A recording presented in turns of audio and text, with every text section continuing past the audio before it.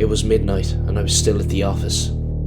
A couple of my team had COVID, so I was trying to make up time on reports that needed to be done. I was naturally the only one left aside from Paul, the nighttime security guard, who resided at the front desk 3 floors below.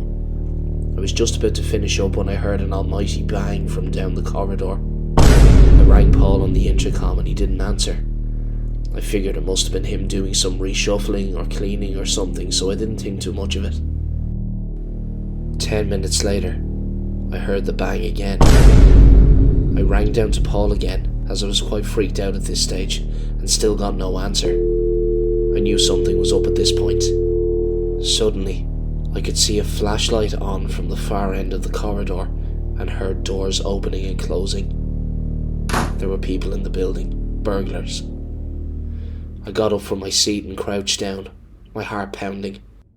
I was never more scared in my life, but I was pretty sure that they didn't know that I was there, and seeing as I knew the building really well, I quickly crouched and ran silently towards the emergency exit stairs at the opposite end of the room. Well, it wasn't quiet enough apparently. "Hey!"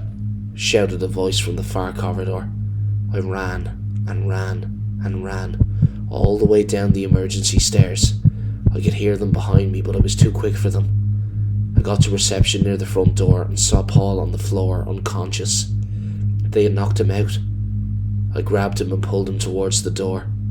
Luckily, 2 men were walking past the building outside, and they ran in to see what was going on. I yelled about the men upstairs, and the 3 of us carried Paul outside. We rang the cops and waited outside the building until they arrived. 20 minutes later, after a search of the upper floors, the cops emerged with 4 men in handcuffs. The men had crowbars and knives and were looting the building. I'm so lucky that I got out when I did, and that I knew about that stairs. Paul made a speedy recovery, just a concussion, but he resigned the following week. I don't blame him.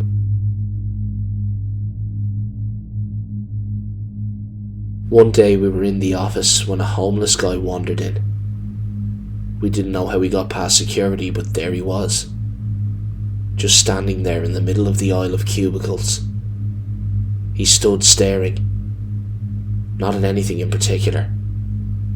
One of my colleagues stood up and asked him what he was doing. The homeless man screamed and lunged at him. He took what looked like a pocket knife out of his brown jacket, and myself and one of the other guys leapt up and tackled him to the ground. I don't remember much, it all happened so fast. What I do know is that security were suddenly there and had an arm each and threw him out of the office. We're lucky no one was hurt.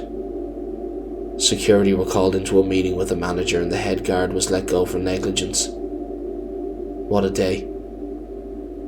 I'll never forget that homeless man's scream. Not for my whole life.